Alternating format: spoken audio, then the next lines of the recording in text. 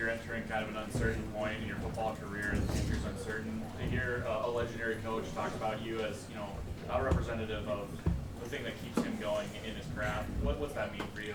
Yeah, it means a lot. I can't thank Coach enough for just giving me an opportunity to play here at the University of Iowa. It's been a fantastic year. Obviously, it hasn't gone exactly how we wanted it to. There's been a lot of ups and downs, emotional games.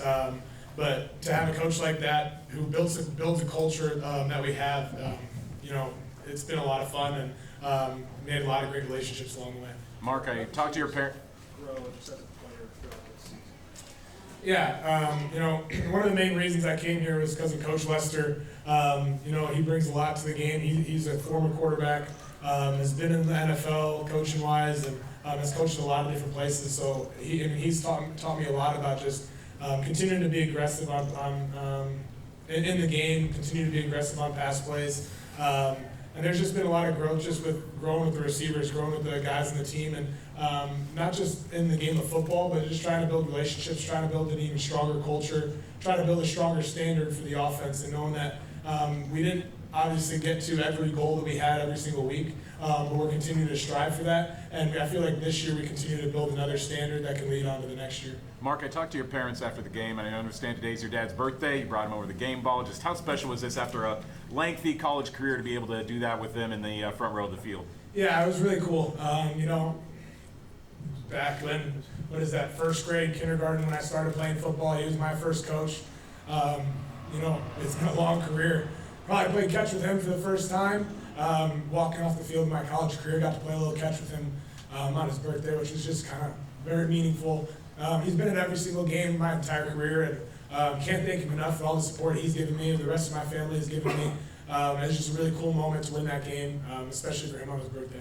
Mark, how'd you get that fumble back? Yeah, one thing I should have done is an RPO where I should have ended up just telling the back to not worry about the handoff and go block that guy, but I ended up doing it anyway. Got the strip sack. I saw his body bounce up in the air along with the ball, and I just saw a quick second, and I was able to stick my arm in there, get my arm over the top of it, and and underneath those piles, you don't want to know what happens under there. But I just fought for every inch of that moment, and was able to get the ball back there. What did you learn? How's that connection? Yeah, he's been awesome, and obviously I've kind of mentioned him a lot throughout any of these press conferences, and he's a guy that was a walk-on last year, and he's just been growing every single day, and I think he even started as maybe the 4th or 5th string this fall camp, but he's continued to work, he's continued to get better, stay after and get extra reps with me after practice, and meet with us and watch film together, and he's just been growing and growing and growing, and it's been really awesome to see, and obviously he played an awesome game today. He was deserving of the MVP as well, and I'm just really excited to continue to see how much he grows in the next year or 2 years that he has left here. Winning 2 national championships as a jackrabbit, how did that prepare you to come to Iowa and the Big Ten? Yeah, we played in a lot of big games throughout my career, and played a lot of great teams, and played with a lot of great players as well, and a lot of people that I learned from, and how to be a better leader, how to be a better teammate, how to get through tough wins, and how to win too. And it's not always easy to continue to win, continue to stay confident, to always be working hard throughout all the practices. So there's been a long road. I've learned a lot from it, and it kind of really helped me set up the way that this Iowa culture is, and a lot of it is just a lot of close people, a lot of great relationships, and guys that are willing to work hard every single day. So kind of coming into a culture like that, it was very almost seamless for me to come in here and work with so many great people, build those great relationships. We were able to show it on the field as well. So what are you going to remember in years from now about this year that you spent with the University of Iowa and learning from Coach Ferentz? Yeah, this is one of the universities that I always looked up to and was always watching growing up as a kid. And it was just a great opportunity to get a chance to play here, play for the Big Ten, best conference in the country. And it's just, there's so many different memories that I'm going to remember just being here at Iowa. The fans have been awesome. All the support staff that we have here have just been helping me along the way and just done a great job of that. I can't put my finger on one thing that is going to be the most memorable thing, but this opportunity that I was given, I wouldn't trade it for the world. Mark, was there ever a point early on this season when you had some injuries and you had some early season struggles where you said to yourself, man, I don't know if this is going to work out, this move? And if so, how did you overcome that? How did you keep the faith? Yeah, I know with the injuries and even some of the short season struggles or the beginning of the season struggles, I don't think that thought ever really crossed my mind at all. We have so many great people here that, they have that no quit mentality. They always want to play for the guy next to them. There's so much love amongst this team that everyone wants to make everybody better, especially even at practice. So having the faith and having the confidence of all the guys that they still continue to believe in me, even though with some of those shortcomings at the beginning of the year, I can't thank them enough for continuing to believe in that and continuing to believe in the offense, and we continue to push through and we're able to respond and be the reason in a couple games this year, which is really awesome to see from this from this offense and continue to build that standard. Mark, how about with Yeah. Right. How did you guys know that's what it was called? Yeah, no, it was an awesome opportunity that we got. I was happy that Coach called it. We've been running it all week in practice. And then again, another shout out to Wig and Penn. Scoring a touchdown on a play like that, it was really fun. And DJ also made a great play on that one as well. Being able to jump up and make a catch over a defender. It was a great way to kind of start off. I guess that was the second half, I believe. Yeah. But how much college football you've played in your life? How much you've played this sport? What did it mean to turn around, tip your cap to the Iowa fans before you headed out? Yeah, it's always an emotional time when you're coming off the field for the last time. Obviously, I'm not going to be playing another college football game, and to play so many games, there's so many different memories and so many different people that I've met along the way that have just made a huge impact on my life.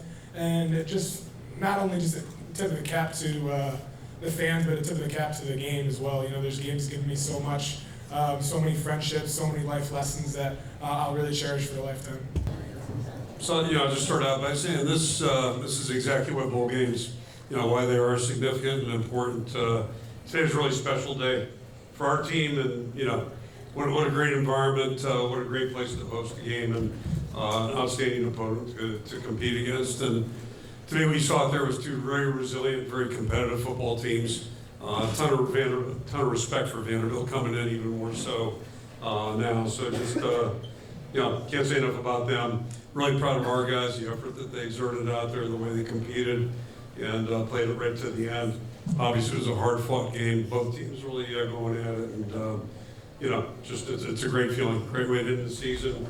We had 27 outstanding seniors on this football team, and those guys really took it over starting in January. And we've had some tough losses this year, but the one thing they've done is showed up and competed each and every time. So just really gratifying to see them walk out with a win, and Mark and Representative, all the guys we have. Mark's only been with us a little bit shorter than the other guys, but just fit right in, and just really happy for all the guys, happy for our entire team, our staff, our fans, right down the line, but especially these seniors. I'll throw it out for questions. Coach, talk a bit about the guy under center. He's a quarterback with a fullback mentality and a physique, but he also comes with 2 national championships. How does that fit? I said yesterday, to me, you evaluate quarterbacks by how they move their teams and if they're winners or not, and that's kind of like a pitcher in baseball. And then the other component is to the players on the team believe in that player. And the good quarterbacks I've been around, that's what it is. There's all sizes, shapes, descriptions. Probably 2 of the better ones in the country playing today, in my opinion, against each other. Very different players, but very, just fit the bill of what I just described.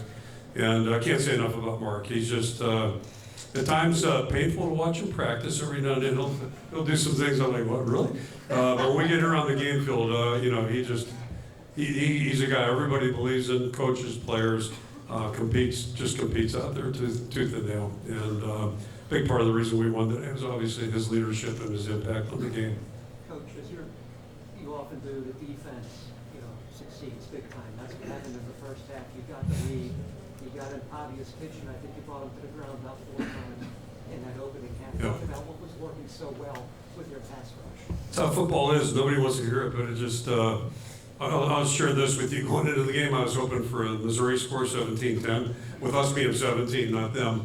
But I was kind of hoping maybe we could keep it that way. But they're a really explosive, dynamic team offensively. So, wasn't a great first half for them on the offensive side.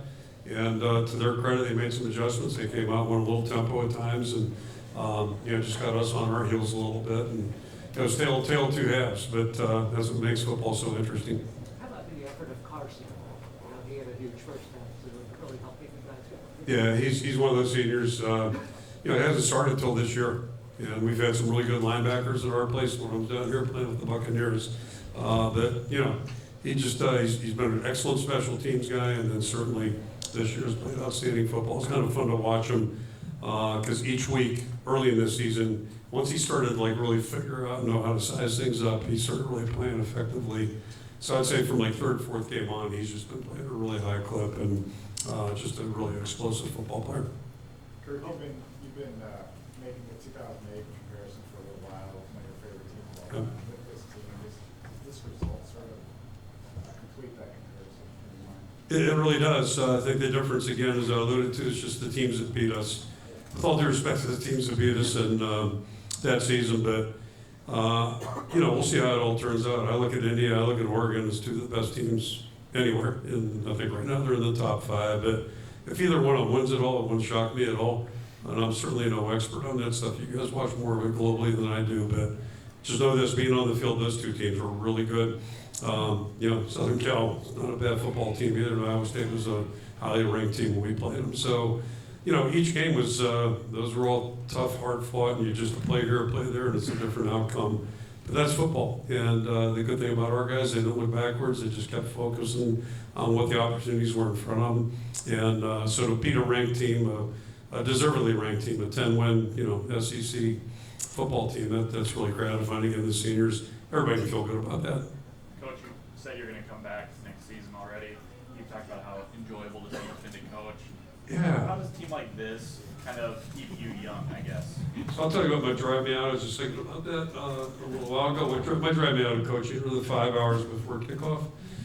No matter when you play, I figured today'd be pretty easy to do kickoff. But those 5 hours, that's when the monsters kind of appear and get in your head a little bit. Otherwise, I enjoy the whole week. There's something about it. But I do want to go back and set the record straight because I was asked that question at that press conference. And I said, yeah, I plan on being back. And then all of a sudden it made it look like I made a proclamation, I'll be back. I never made a proclamation for the record. And I did answer the question, I'll be back for next season. I think my sights are a little further down the road than next season. But the powers to be able to decide that. So I feel great, enjoy what I'm doing. And you get to work with young people. Mark's represent the kind of people I work with on a daily basis and our staff.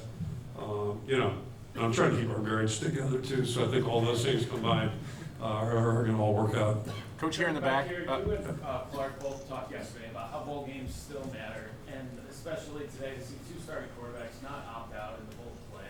How important is that as well, that the fans and everyone got to see both starting quarterbacks, and it still matters too? College football has changed so much, and I've seen it for a long time.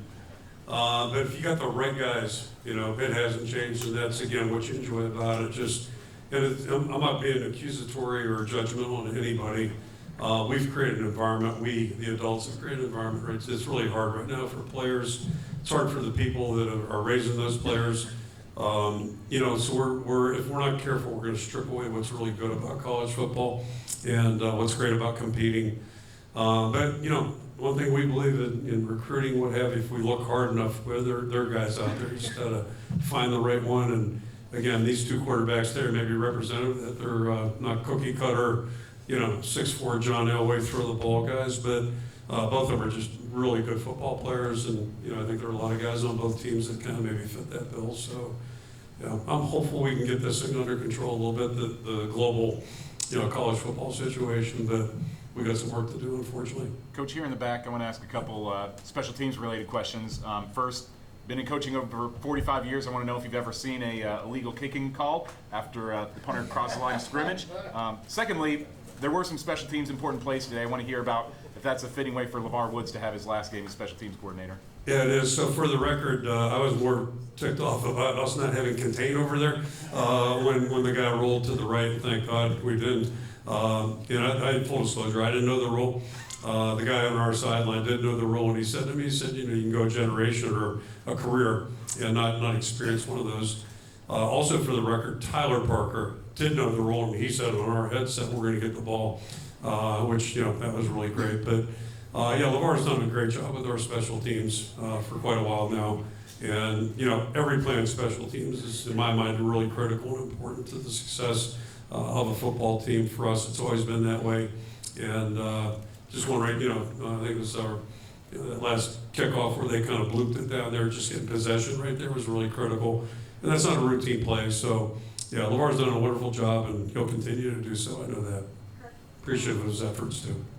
Kirk, you mentioned this multiple times, but one of the best parts that you said about getting to your bowl game was the fact that you get an extra month with Yeah. the team and you get to enjoy that extra month. What is this extra month meant for this group of seniors to be able to have those relationships with them, even flourish, even win the awards, and then now win the bowl game? Yeah, I mean, that's what we enjoy, the being together and having a chance to, in football, you think about it, I mean, we've played 13 games since January, or since, September, August, whenever we got started there.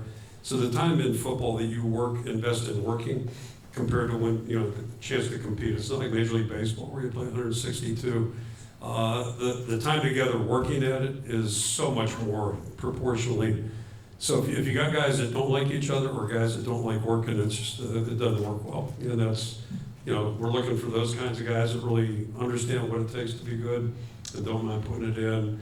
And then the camaraderie that develops, typically, you've heard me say before, it usually takes months for that to really develop. But this group, starting in January, just had a little bit different vibe than maybe what we are used to. So, and it's really showed up on the field, which is a great thing. Kirk, you always talk about the foundation is the offensive line, defensive line. Those two units probably played their best football today, I think. Yeah. Just can you speak to that and having the O-line up there on the stage with you guys? That was more exciting. Something else I like about quarterback, I like how quarterbacks understand linemen, help them out. And I always tell these guys, if you didn't have a center, you would never get the ball, so just shut up, all right? The center's the most valuable guy out there. But yeah, it speaks, I think, to the understanding our guys have of how things work.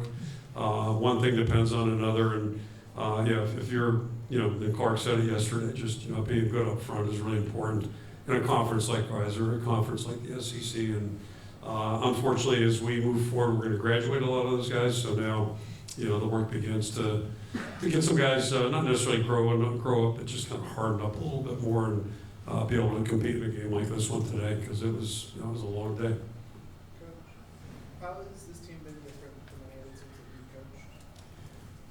Oh, I got 5 children. My wife and I have 5 children. It's hard to compare them because all you do is get in trouble. But it's been one of the most enjoyable teams I've ever worked with, and at any level, any time. Just had a special chemistry, and it would have been great to go undefeated. And nobody would complain about that. But sometimes you learn more about people and teams, when it's not going well. And today was representative. I mean, there was a lot of ups and downs today, but we responded. We responded. And some days it's the defense responding when it's not going great offensively, and vice versa. But that's the beauty of the game. And finding an answer, it takes the right people. And that's what these guys did a great job of today. Just a couple more questions. Yeah. Kirk, I guess after the Nebraska game, you said that this team deserved to kind of get that 8th regular season win. I guess now that you guys have been wanting to get a ranked win, you guys have been closer and closest.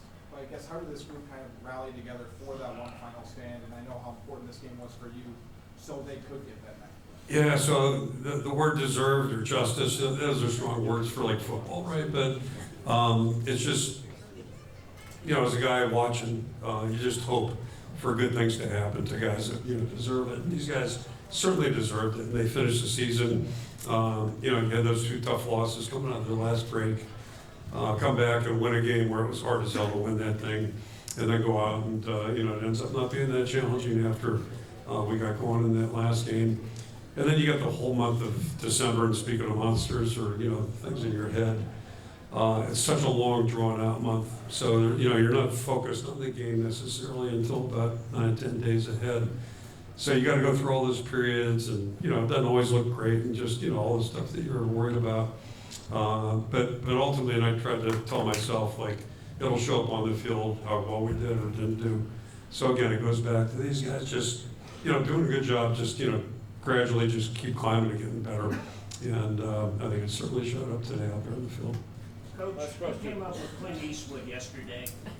Not 97-year-old or however old he was in that movie. Yeah, not the young guy. Yeah. Isn't that what football is, the good, the bad, and the ugly, and so Yeah, no question. No question. I've seen it all, lived it all too. So today was good and beautiful. So anyway, yeah, it's all good.